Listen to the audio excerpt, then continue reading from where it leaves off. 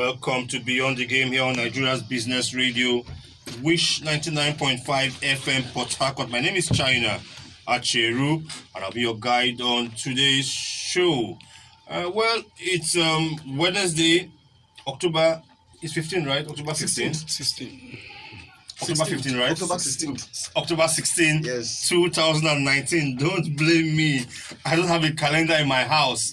Okay, so it's Wednesday, October 16, 2019, and this is Beyond the Game. Like I said, my name is China Ikwereman Acheru, and today I want to talk about something, or I want us to talk about something that I'm very passionate about. So it may not be your regular everyday Beyond the Game show where we talk about the Super Eagles, talk about Manchester United, Arsenal, Chelsea, talk about Blessing Oboro-Dudu, talk about Tyson Fury and the rest. No, we're going to talk about just one person for as long as we can. I would like to hear your comments on it. Today, this is the anniversary, right? Yeah.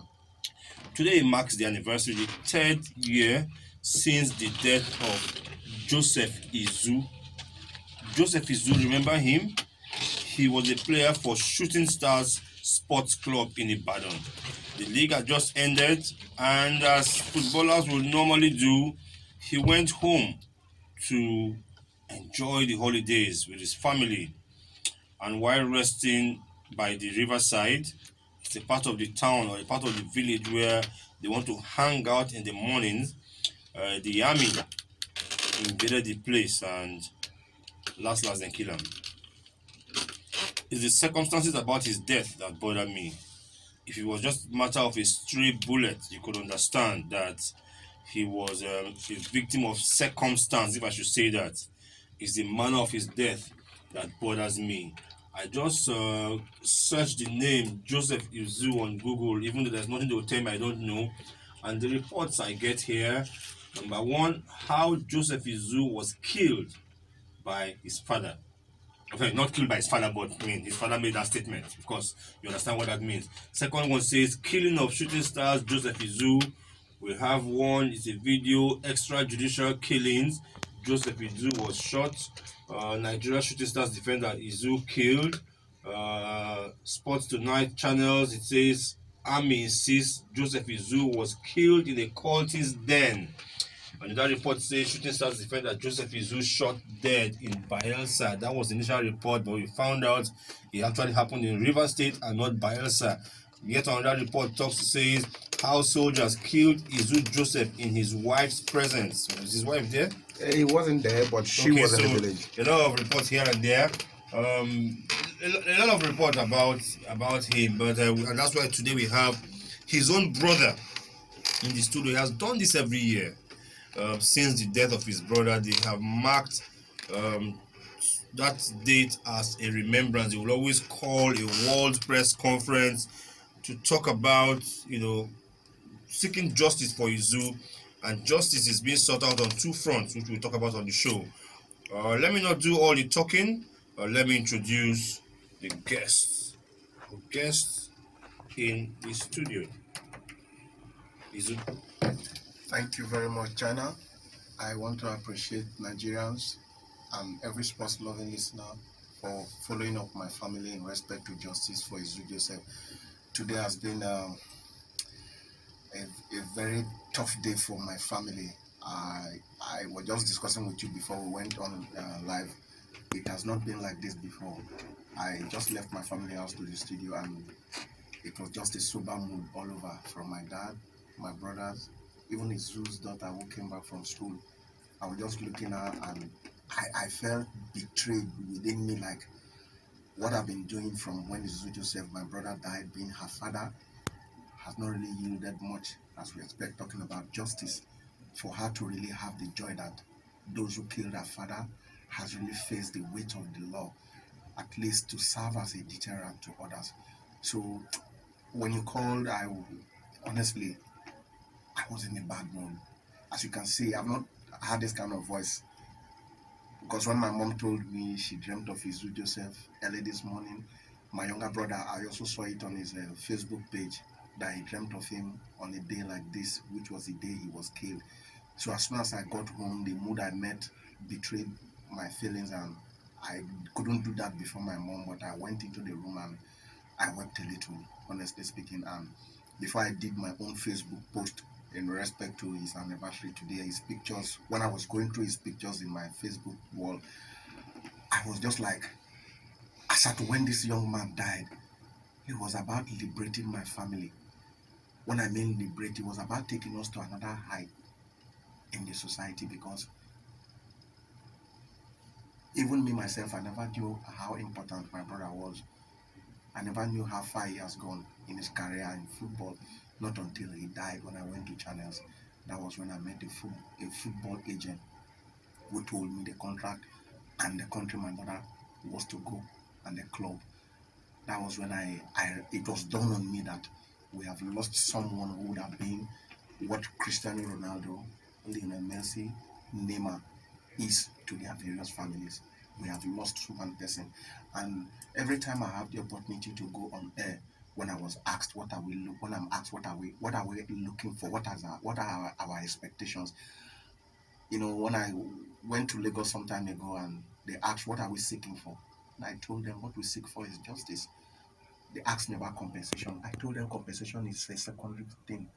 There is no amount the federal government will compensate my family that will quantify what Izu Joseph would have been to us. I don't know how much Nigerian government will pay to my family. How much is their life worth? Ask me. So right here, it's not all about what federal government will have to pay or whoever that will have to pay for damage.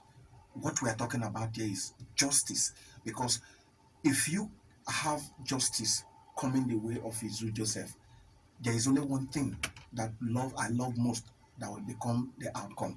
The lives of innocent Nigerians will be more safe, because when soldiers who are on uniform know quite all right that when they kill an innocent life, they will pay. They will face the weight of the full law of the Federal Republic of Nigeria. I guess it will become a deterrent to others. They will not be overzealous to claim life when they have the opportunity to apprehend and interrogate. Izu Joseph's case is just one too many. I was just making the post. I remember that of Kolade, the one who was shot in Lagos. Up till this moment, the family is still pursuing for justice.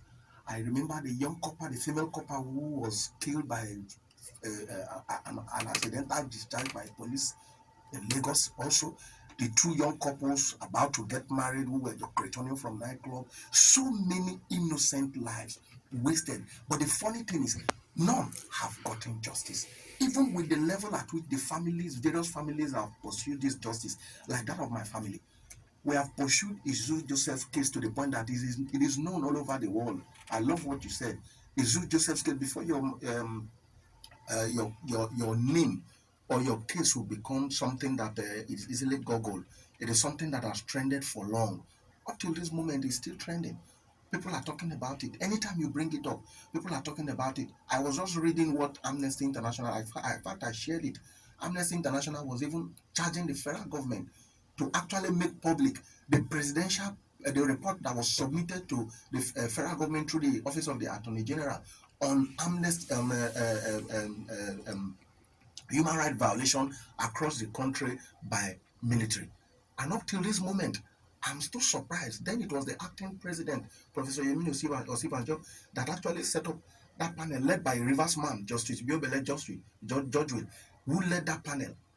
Up till this moment, as we speak, the presidency has not attended to that report. And so many others. I can remember the hash NSAS.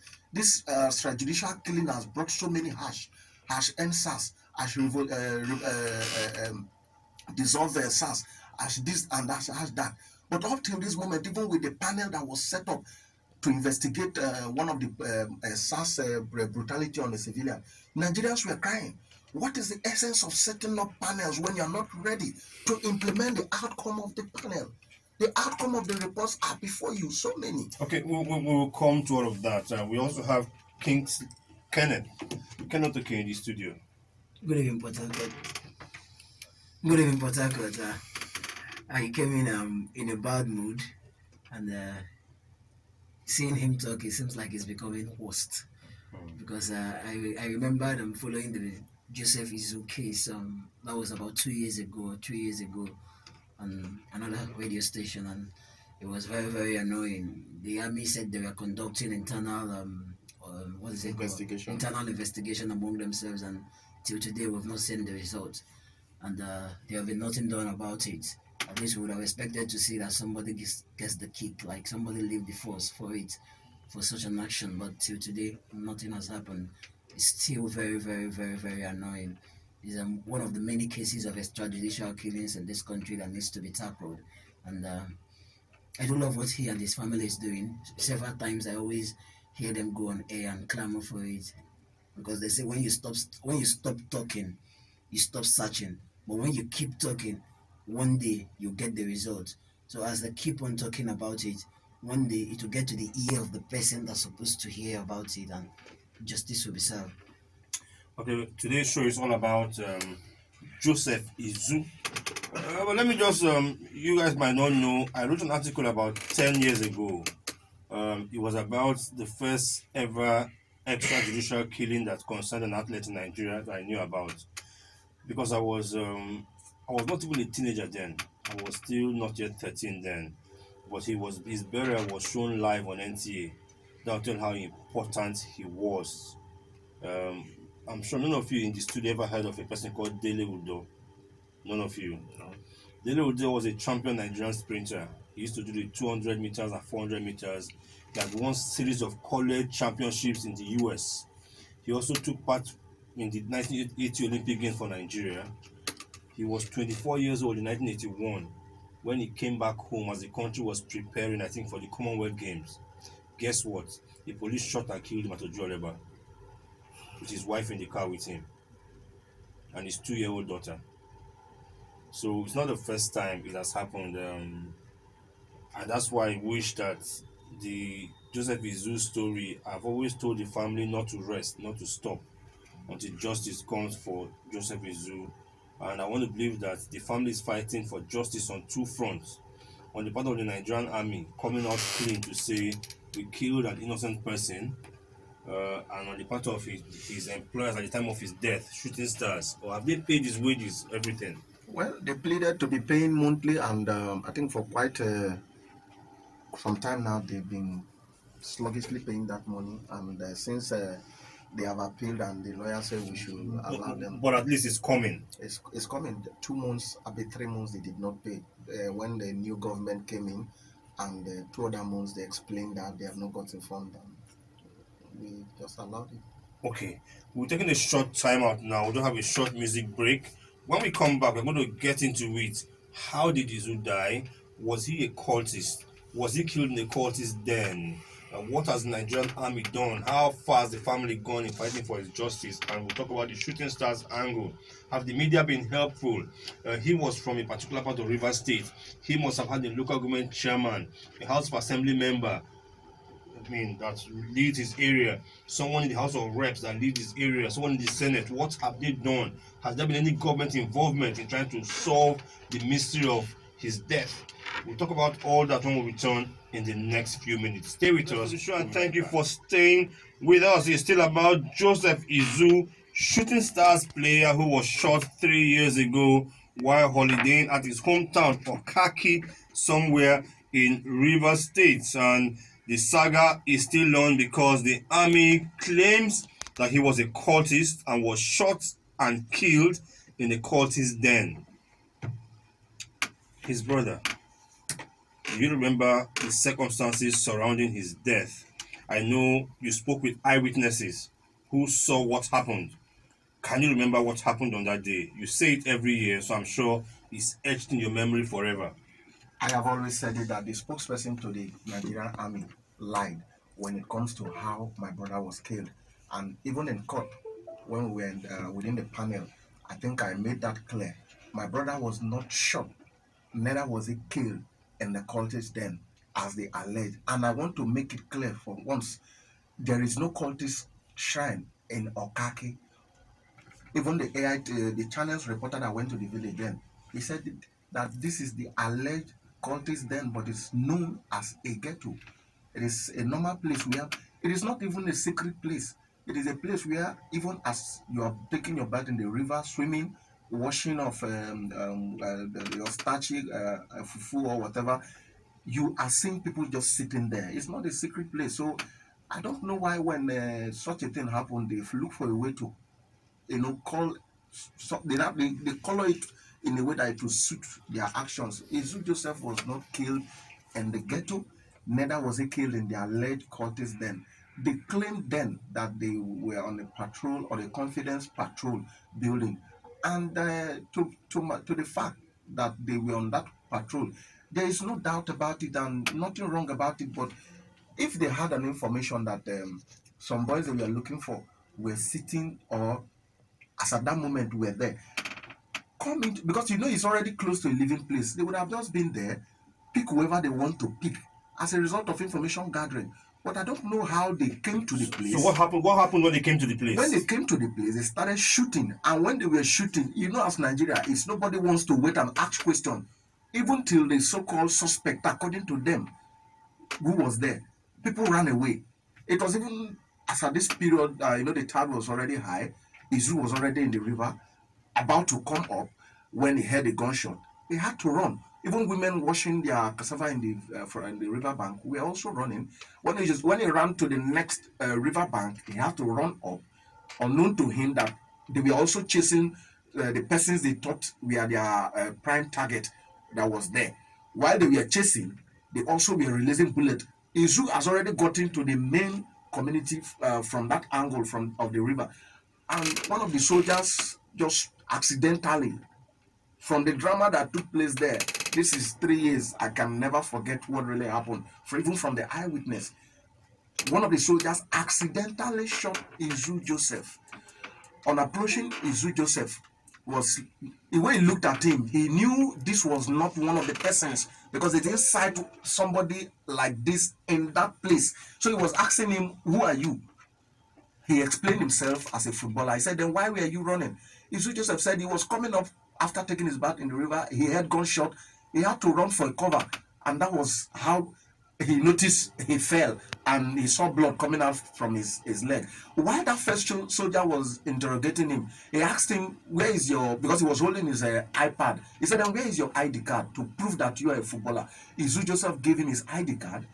Then he also took Izu's iPad, a small kind of pad he was holding, and the young man was flipping through his action pictures, and he knew that this young man was a footballer, and gave him from the eyewitness, and gave him a little wooded stick to support himself up, unknown to him that his colleague was also chasing someone else. When he ran to that spot, felt Izu was one of the persons they were chasing after, and he was just speaking in the usual. I don't want to sound this way, and it sounds I want to go ethnic or something.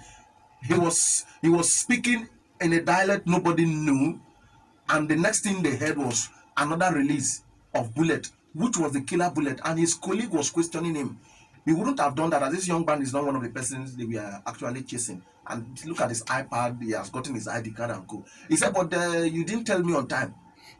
That has already happened. So what they did was to shoot sporadically so that villagers would not come closer. But you know how the community is, within houses, people were peeping, looking at what they were doing. And that was when they were arguing amongst themselves.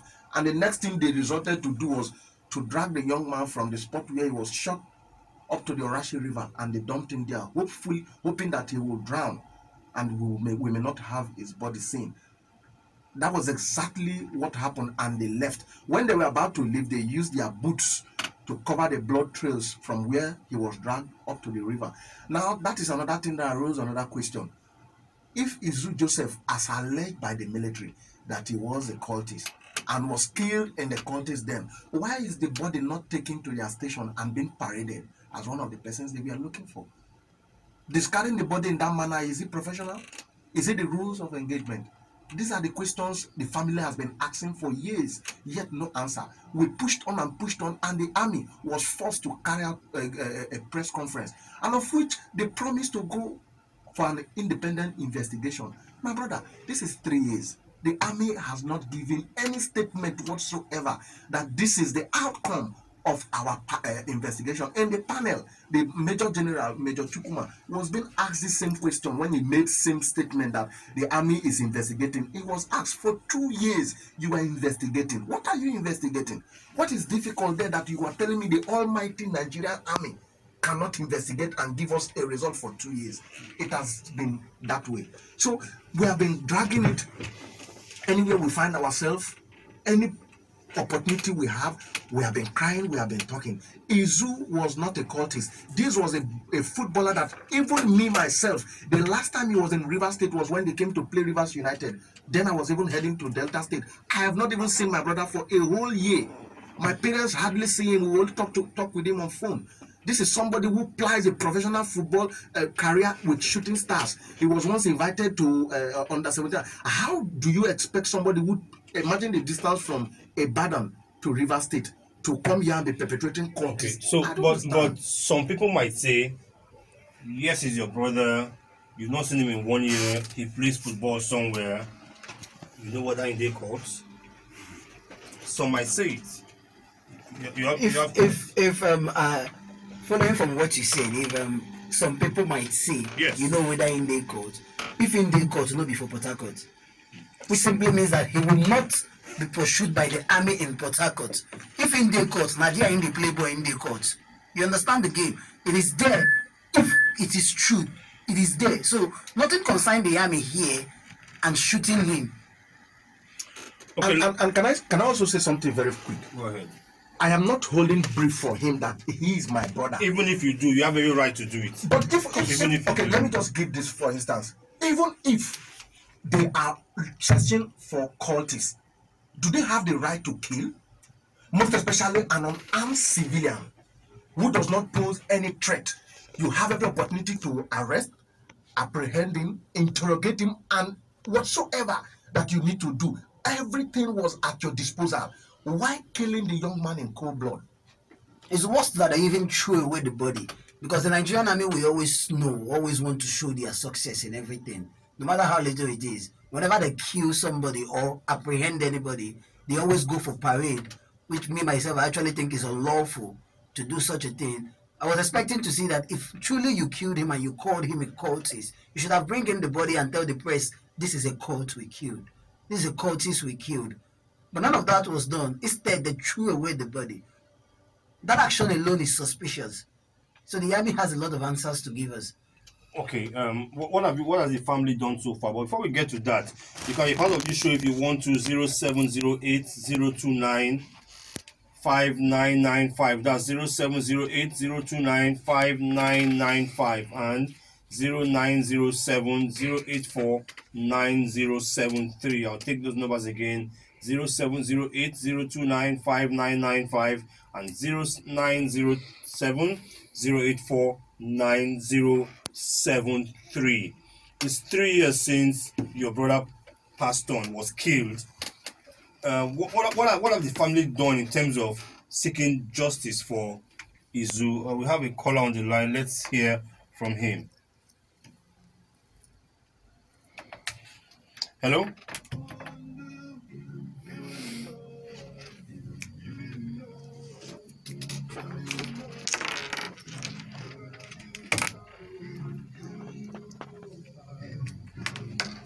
Hello? Hello?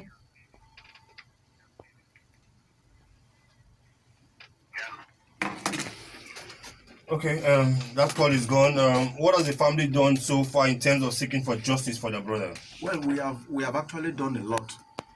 Ordinarily, if we were to be in an advanced country, what we have done should have yielded fruit.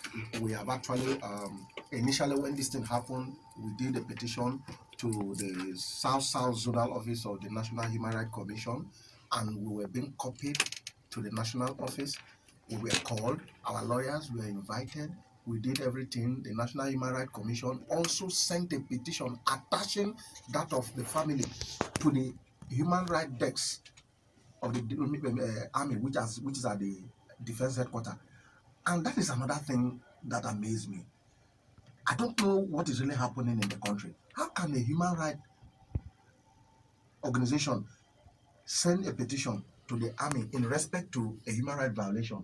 And as I'm talking to you 2 years down the drive, I called the woman how many days ago. She was still telling me the same thing, that the army has not even responded to their own petition. Rather, I called the military human rights desk, and what the person who picked the call told me was they have availed the committee that the presidency set up then to investigate this, that they've availed the committee with their findings. So for now, there is nothing they can do. So we have really done much. As at when the panel was set up, we were preparing to go for to the regular court. But when we heard that the panel was set up, they came to Port Harcourt here. We went there. We also followed them to Enugu and finally ended up in Abuja, of which at Enugu the army alleged that Izu Joseph was shot in the cultist den, and he was one of the persons who ran into the river and died there.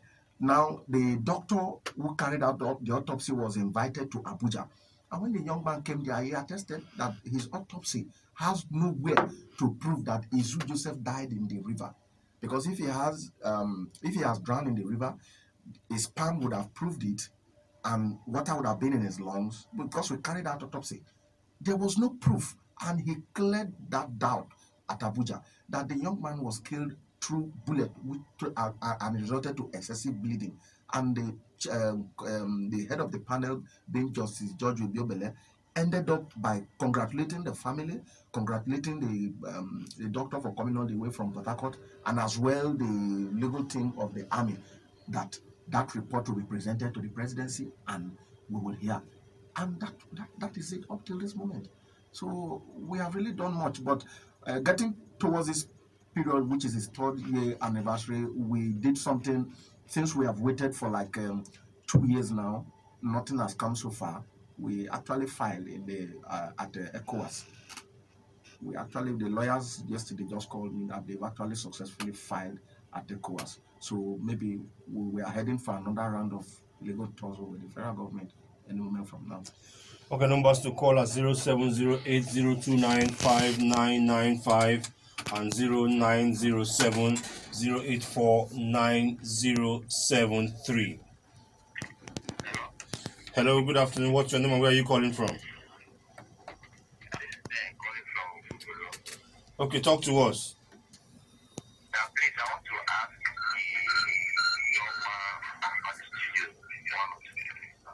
Go ahead. Since when this whole thing happened, what is the army doing about it? Since what? What is their plan doing about the death of this young man you're talking about? What is their plan about it? And secondly, where did it happen? Okaki in Ahoda East, right? Ahoda West. Ahoda West. Okaki in Ahoda West. Okay. Then these people, that's how they normally do. They just sometimes, well, God, they should take out too. The family hears your sincere prayer. Asking what the family has done, I think it has been explained. They've been to the Human Rights Tribunal. They've even filed with ECOWAS. To even add to this, even the players' union. We have another call coming on. Let's hear him. Hello, good afternoon. What's your name and where are you calling from? Okay, talk to us. Go ahead.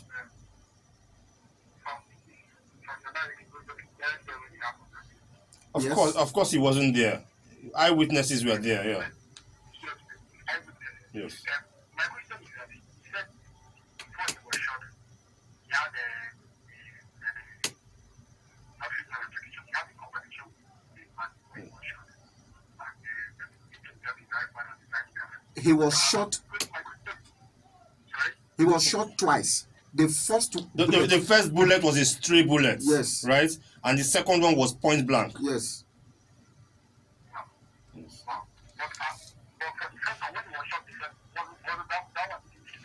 The first bullet did not kill him, right? The soldier, according to eyewitnesses, the soldier who shot him apparently on the leg was discussing with him, and when he tried to explain that he's a footballer, and even brought out his iPad, and they were watching all the pictures of him playing for Shooting Stars. So that soldier realized that it was the wrong person and gave him a stick to support himself. The other soldier just ran in and shot him in the stomach. Yes.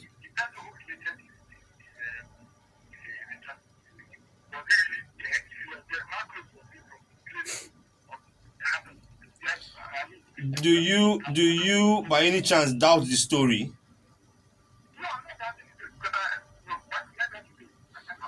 Because if I'm watching from a distance, right, I see somebody who has been shot, right, and I see a soldier standing over him. I see them talking. I see an iPad come out. I see the sign of the finger flipping through. I will understand what's going on. Yes, I will understand what's going on. And if that soldier now gives the person on the ground the stick, I will know it to support himself. So I may not have to hear what they are saying to understand what's going on there.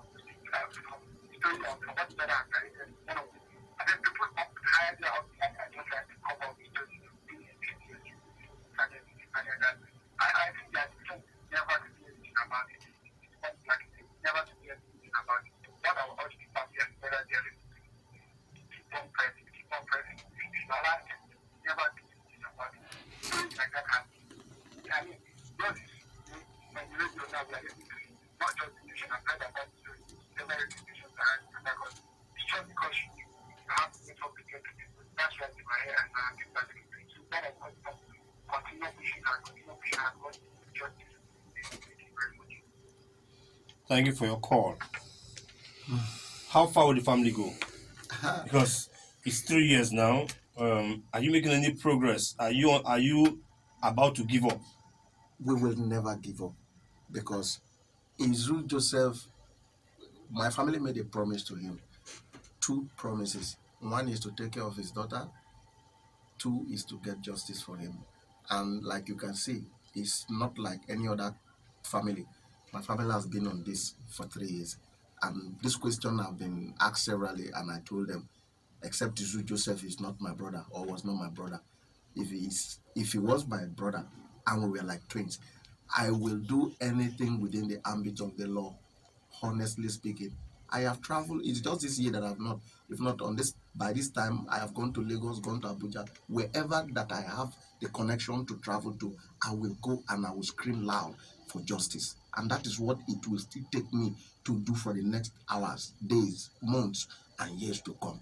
Until the federal government gives Izu Joseph justice, I will do that. I've been to Abuja, the Federal Capital Territory, and I've gone to several radio stations and television houses, and I've talked about this.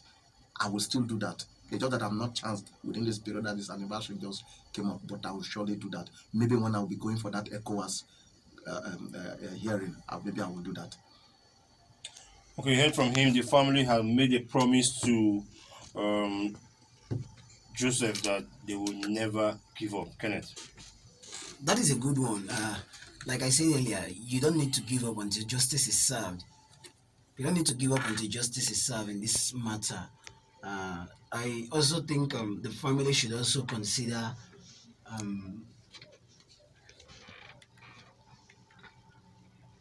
Hello? Good evening. What's your name and where are you calling from? My name is Paul. I'm calling from Wuchi. Okay, talk to us, Paul. Please, according to what Israel would have said, what Nigeria Army did was wrong. Say what? And I would advise what Nigeria Army did was wrong. Because if you kill a suspect, you should have thrown his corpse inside the river. Why did that? When you take the bodies, why did you carry him around, take him around? Why putting his corpse down water? That was what they did when they don't did that. What they did was wrong. They were trying to close its face. And in Nigeria here, whatever has happened, killing innocent people, whatever I talk about on the radio station, put on the internet, nothing is being done. Nothing is being done. But I will advise them to keep quiet. imagine something when it happened. Probably maybe the guy that shot him, the other man that shot him, thought of his hairstyle. You know, he was crying, what's it called again? It's, can I hear me? Yeah, we can hear you. Yes, he was crying his, Dreadlock. what's it called? Dreadlocks, yes. Dreadlocks, yeah. Yes. Yes, at times most people fall into the fall victim of this thing.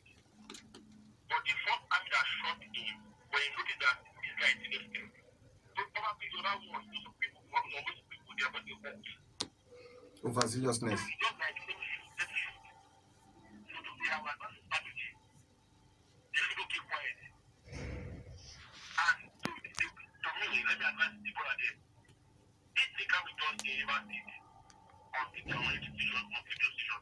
You should go to the government, the chairman, or any person here. You should stop certificate, because that person must be dead faster than his own. That's what I have to say.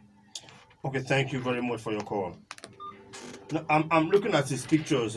You posted this morning.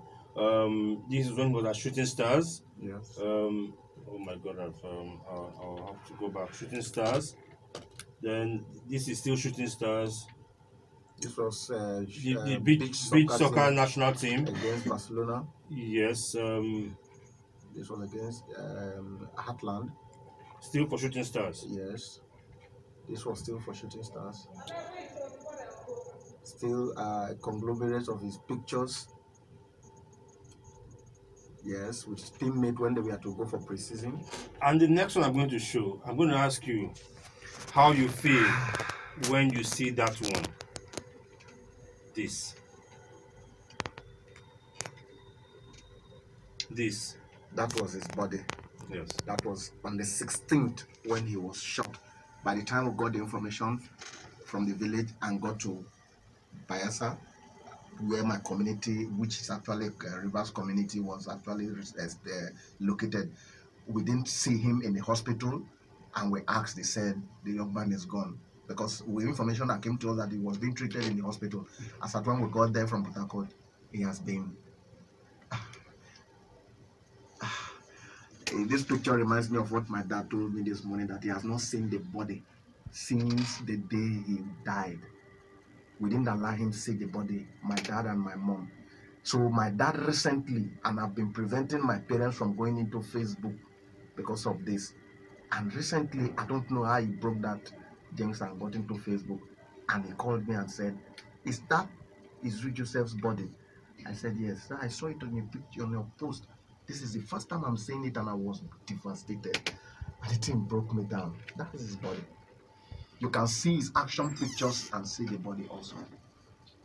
That's the person they call a cultist.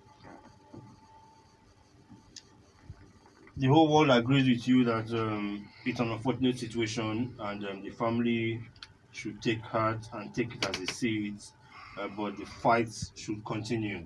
And like I asked earlier, how much is a human life worth?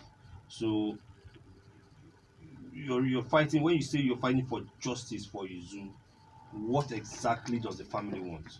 What we want is, let there be justice, in the sense that those who perpetrated this dastardly act should be brought to book, an apology made to the family for even calling an innocent, well-meaningful Nigerian a cultist because you killed him. Because with that, I think deterrent can be easily seen to have, when justice comes, it will serve as a deterrent to others. I keep saying this. I have been asking several people. We are not doing this for anything other than Izu Joseph is dead. Yes. When justice is gotten, it will preserve the life of other persons. We are not doing this because of any compensation or anything. No amount of compensation can bring back Izu Joseph or fill the void Izu Joseph death has actually created. No amount of money. No amount of money. And we are not doing this having it in back of our mind that money is involved. But whatever the law requested to be done should be done when things like this happen. That is just what I have. I also want to know, we're in a country where they seem to fear political office holder more than an ordinary civilian. How much does your representative know about this In the issue? House of Reps, In the House in of the Rep, Senate, in the Senate, even the local government, even the House of Assembly. House of Assembly. How too. much help have they given to the family in this fight? Yes, thank God you bring this up. As at when Izu Joseph died, there was no local government chairman. Rather, it was the acting Caretaker chairman, yeah. They had little or nothing much to do. But within that period, what I did was a petition to my lawmaker representing Ahoda West, Honorable Wanaka Okpokri, and it was read in the floor house. What happened after then, I did all I could to follow it up. Nothing I heard that happened in respect to that petition that was read in the floor of the Blue Chamber.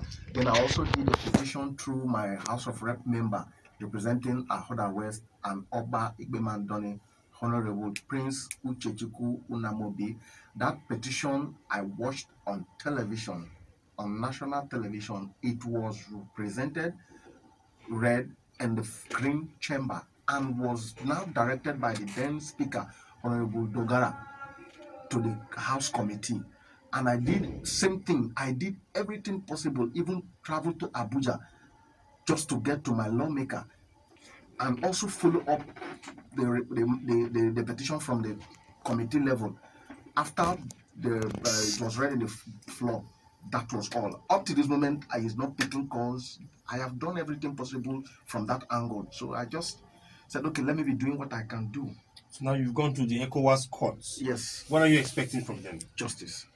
We are expecting them to at least prevail on the federal government, to at least pay attention to this case. And we want attention. And sometimes I ask myself, what exactly does the government want? What the family is asking for is not much. They're not asking you to give them 1 million, 10 million. What they're asking you for is provide the person that killed Joseph Izu. He should pay for the consequences of his action. Simple. The army should apologize to the family. I mean, we all make mistakes. That's why we are human beings. When mistake like that happen, you should be bold enough to tell somebody, I am sorry, I did something like this. That is what the family is asking for. I don't know why the federal government, inclusive with the army, would be behaving in a strange format like this. We expect to see them lead by example. Because if the army itself cannot lead by example, then tomorrow if I steal, you don't expect me to come and tell you, I'm sorry, even when I'm caught. Because my leader, the person I'm expecting to lead me, is not showing me why he is a leader, which is very, very bad for a country as we found ourselves in it.